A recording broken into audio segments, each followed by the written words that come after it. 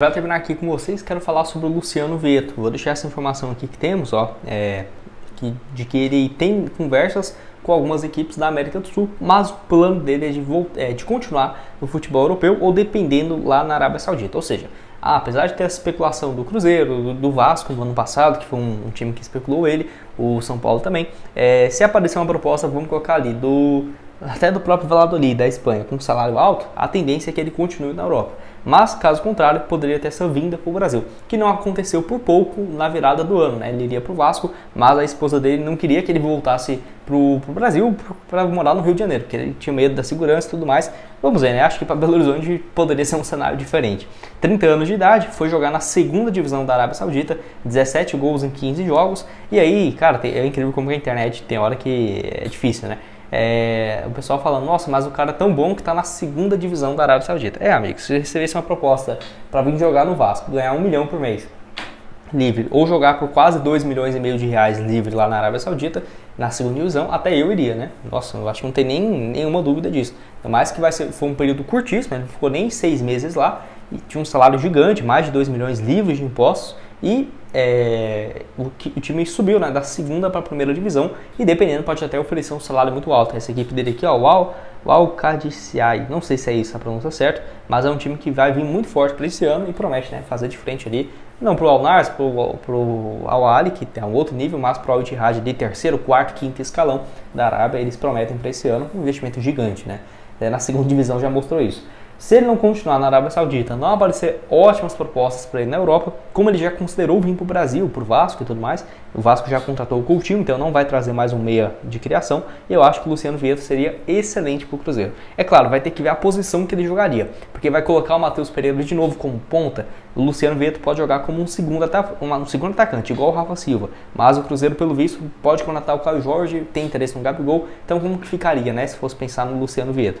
Eu acho que o mais ideal seria realmente, né, centroavante de fixo, o Luciano Vietto e o Matheus Pereira podendo revezar na ponta direita, perderia um pouco com uma profundidade, mas pensa, você ter dois Matheus Pereira, que eu acho o Luciano Vietto com características parecidas, você ter um cara dessa e outro canhoto, se você tivesse dois Matheus Pereira, um de criação no meio e outro na ponta direita, cara, seria... Com esse aqui no vídeo, tem um recado para vocês também da Esportiva, que eu quero mostrar esse próximo jogo entre Vasco e Cruzeiro, onde quem foi nesse palpite, né, meu, da vitória do Cruzeiro em casa contra o Cuiabá se deu bem, e agora para esse final de semana tem essa partida que tá com ótimas cotações, ó, o Cruzeiro vencer 2,90, o empate 3,20, tá aí com uma boa cotação. O que eu vou aqui é o Cruzeiro empatar ou vencer fora de casa.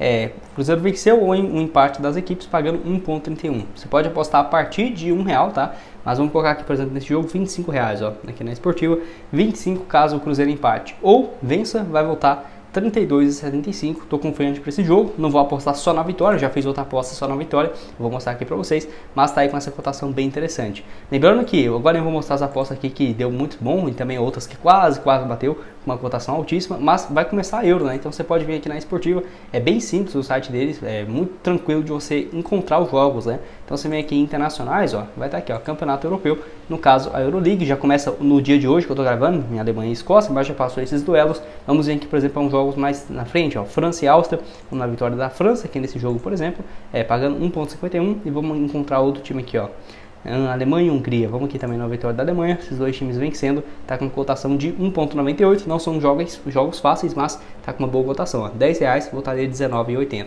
Vale lembrar que também na Esportivo que você pode apostar com R$1, tem 100% de bônus no seu primeiro depósito. Eu vou voltar aqui para vocês, ó, nas minhas apostas, essa aqui que quase deu muito bom, ó, de R$1, ó, finalizadas aqui nos últimos 15 dias, R$1 para voltar 40, cara, por pouco mesmo não acertei. Olha isso aqui, R$1 para voltar 40, ó, 40 de cotação. Coloquei que vários times iriam vencer.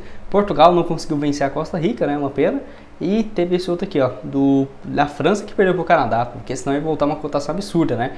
Óbvio, Portugal e Croácia era um jogo difícil, mas essa da França, se perdesse cada França, R$1 voltar 40, nossa, aí ia ser triste, hein? Só pra você ter uma ideia, se fosse, por exemplo, R$100, voltaria 4.000, né? Então, cotação altíssima, recomendo, viu? Esses jogos da Euro, Copa América, você fazer esses times vários vencendo, cara, eu gosto muito, e dependendo, podia ter sacado essa vitória antes, né? Que teria uma cotação bem bacana. Então, o link da Esportiva tá aqui embaixo pra vocês, já falei demais, bora lá.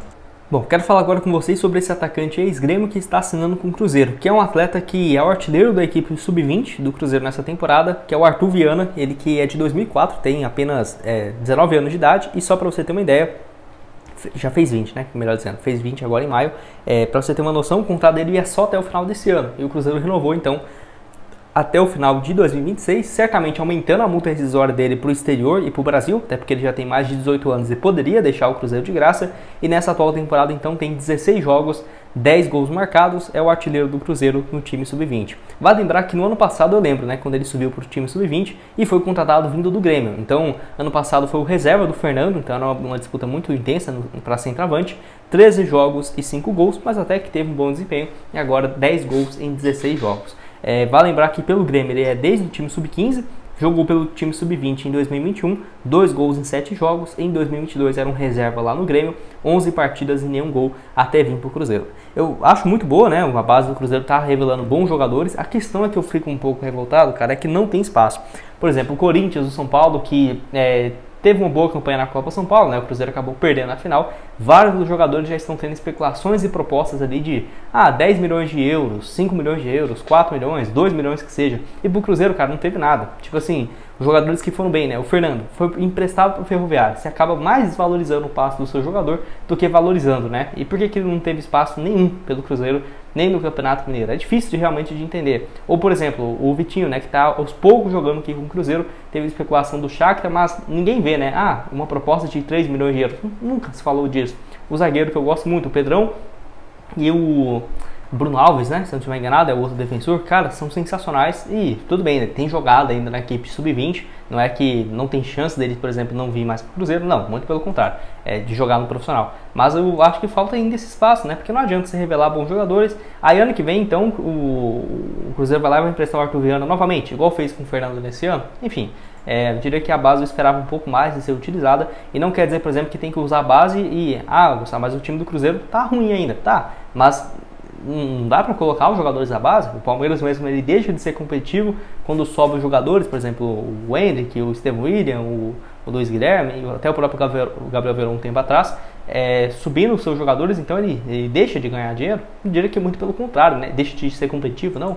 E ainda ganha muito dinheiro, ainda por cima. Então acho que o Cruzeiro está dando bobeira ainda nesse quesito, cara. Eu esperava um pouco mais em relação à categoria de base do Cruzeiro, não dos jogadores em si, mas do Cruzeiro ter esse bom senso, né? De ter essa chegada, então, de um pouco mais de espaço. Então o Arthur Viana aí com passagens pelo Grêmio, revelado pela equipe, tendo essa fase sensacional como centroavante na categoria de base. Enfim, você concorda comigo também? Até nessa fase, né, do Cruzeiro precisando de um centroavante, tendo apenas o Rafa Silva antes de abrir a janela, seria interessante, né? Se tivesse, por exemplo, o Fernando da categoria de base tendo um pouco mais de espaço, nem que seja, né, para jogar ali os 15 minutos finais, 10, eu diria que é melhor do que você dar chance para o Rafael Elias, por exemplo, sabe? É umas coisas assim que é difícil de entender. Enfim, deixa a sua opinião aqui embaixo nos comentários. Vou falar agora com vocês sobre o Michael, que eu vou deixar essa informação aqui, ó, lá do UOL e do Bruno também, que trouxe essa informação, de que o Al Hilal pede 8 milhões de euros, 46 milhões de reais, para negociar o Michael, e o Cruzeiro tenta reduzir o valor. A negociação direta com o jogador de 28 anos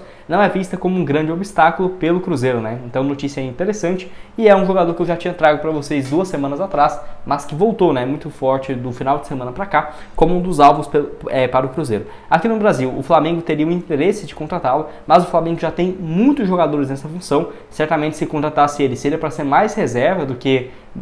cara, reserva mesmo. Não acho que o Michel seria titular hoje no Flamengo, e com certeza ele pensaria nisso, né? Por exemplo, ele ficaria pensando no seguinte, né?